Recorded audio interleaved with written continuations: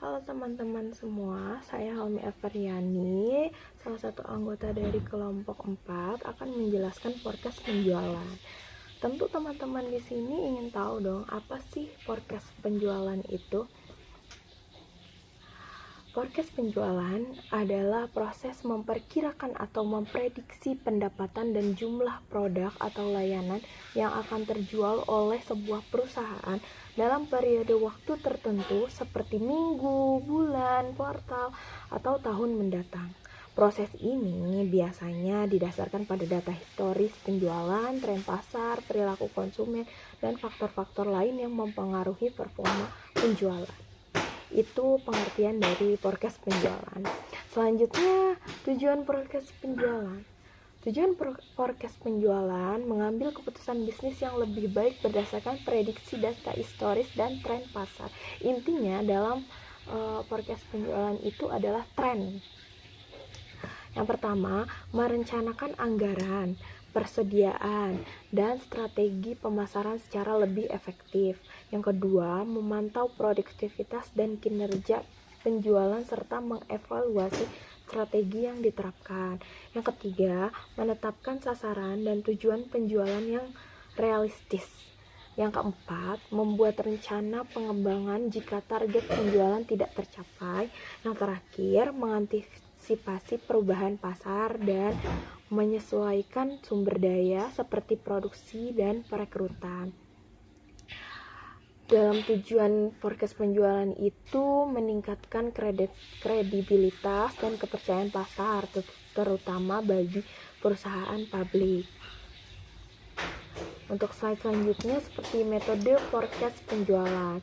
Forecast penjualan dapat dilakukan dengan dua pendapat umum. Yang pertama, metode kualitatif digunakan saat data historis terbatas atau perubahan pasar cepat terjadi. Contohnya, survei pasar, menggali opini pelanggan atau tenaga penjual dari yang ada di area pasar. Yang kedua, DLP method atau yang berarti mengumpulkan pandangan dari para ahli melalui diskusi terstruktur. Yang kedua, metode kuantitatif. Ini berdasarkan data dan model statistik. Contohnya seperti moving average, menghitung rata-rata penjualan dalam periode tertentu untuk memutuskan fluktuasi. Yang kedua, regressi linear, menganalisis hubungan antara waktu dan penjualan untuk memprediksi tren.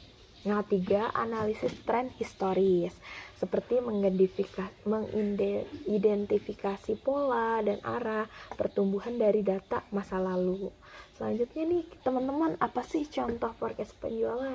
Berikut adalah contoh forecast penjualan sederhana berdasarkan data historis dan perhitungan rata-rata. Ini menggunakan metode kualitatif ya teman-teman. Contohnya, Pak Toto memiliki usaha kedai kopi yang sudah berjalan selama 7 bulan dengan total pendapatan 150 juta rupiah. Rata-rata pendapatan per bulan adalah 21.428.571 rupiah. Di dalam kurung 150 juta dibagi 7 bulan dapat angka tadi ya 21 juta sekian. Untuk memproyeksikan penjualan selama 5 bulan ke depan, Pak Toto mengalihkan rata-rata pendapatan bulanan dengan kali 5, yaitu 21.428.571 dikali 5 sama dengan 100 juta rupiah. Jadi total forecast penjualan tahunan Pak Toto adalah 21.428.571, yaitu rata-rata bulanan berjalan ditambah 100 juta perkiraan 5 bulan ke depan, yaitu sekitar 121,4 juta rupiah. Metode lain nih selain yang metode yang tadi ya teman-teman, bisa seperti moving average yang rata-rata penjualan beberapa bulan terakhir sebagai prediksi bulan berikutnya nih teman-teman. Yang kedua, opportunity stage forecasting. Ini tuh mengalihkan transaksi dengan probabilitas closing. Terus yang terakhir nih teman-teman, multivariable analysis. Atau di sini tuh menggunakan beberapa faktor seperti siklus penjualan dan kinerja sales untuk prediksi lebih akurat. Selanjutnya, apa sih faktor yang mempengaruhi forecast penjualan? Secara ringkas nih ya teman-teman, faktor utama yang mempengaruhi penjualan meliputi kualitas produk, harga, promosi, distribusi, layanan pelanggan, serta kondisi pasar dan kepercayaan konsumen. Perusahaan perlu nih teman-teman mengelola faktor-faktor ini secara optimal untuk mencapai target penjualan dan mempertahankan daya saing di pasar. Ada beberapa faktornya nih teman-teman, dibagi 3. Yang pertama, musim dan tren pasar. Lagi-lagi tren pasar ini selalu muncul ya dalam forecast penjualan atau peramalan penjualan, yaitu yang berarti perubahan musiman seperti liburan, hari raya, atau pergantian musim dapat memicu fluktuasi penjualan. Selain itu, tren industri dan perubahan gaya hidup konsumen juga berdampak besar pada permintaan produk. Untuk yang kedua nih teman-teman, kondisi ekonomi makro. Ini tuh disebabkan tingkat inflasi, suku bunga, pertumbuhan ekonomi, dan nilai tukar mata uang dapat mempengaruhi daya beli konsumen dan strategi harga perusahaan. Yang ketiga nih teman-teman, kampanye pemasaran seperti strategi promosi yang meliputi diskon, bundling, dan iklan digital berpotensi meningkatkan minat beli dan volume penjualan dalam waktu singkat seperti yang ada di tren sekarang nih teman-teman, semuanya pakai afiliasi kayak gitu, jasa-jasa konten kreator atau influencer. Tentu dong, dalam forecast penjualan itu pasti ada tantangan.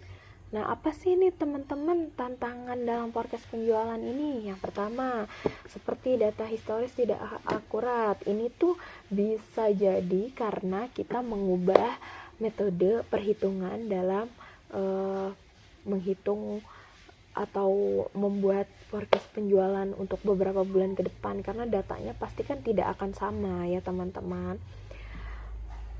Nih, forecasting sangat bergantung pada kualitas data historis dan data pasar. Data yang kurang lengkap, tidak valid, atau tidak representatif dapat menghasilkan prediksi yang salah dan menyesatkan keputusan bisnis. Yang kedua nih teman-teman, perubahan pasar mendadak. Ini juga bisa jadi loh, karena kan kita mengikuti tren ya. Ini tuh meliputi dari faktor eksternal yang terjadi dalam penjualan kita nih, seperti krisis ekonomi, seperti waktu itu juga pandemi COVID-19, terus regulasi pemerintah. Ini juga bisa sangat-sangat mempengaruhi dalam forecast penjualan loh teman-teman, atau perubahan teknologi. Kadang jadinya membuat perhitungan forecast penjualan kita nih yang sebelum-sebelumnya udah kita hitung tidak relevan gitu ya teman-teman. Selanjutnya nih teman-teman, pastikan kita ingin tahu dong perbedaan antara anggaran penjualan dan peramalan penjualan.